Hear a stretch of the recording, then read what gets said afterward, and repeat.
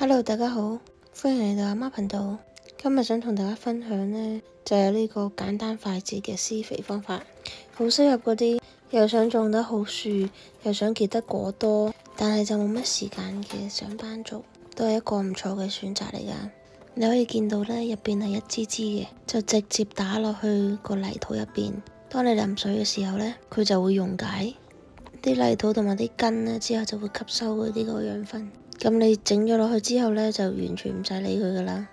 到佢真正溶解晒嘅時候，你就可以再更換，係咪好方便呢？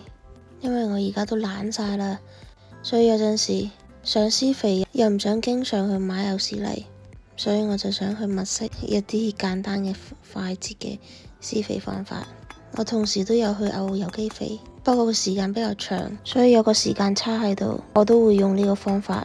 直接插佢落去，好似咁樣。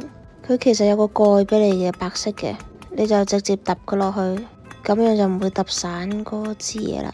最好嗰條施肥棒啦，同啲根部有一定嘅距離就 OK 啦。個效果都好好噶，尤其是結緊果嘅時候。之前我哋呢幾棵嘢都冇乜點去啲施肥打理，出花結果嘅周長都會好長。同埋啲葉都唔多 OK，所以效果都係唔錯嘅。我呢棵南華梨都有用呢個施肥棒，明顯地啲果呢大咗好多。呢個提子樹已經開始有冧啦。咁我哋呢個視頻又去到呢度，我哋下期再見，拜拜。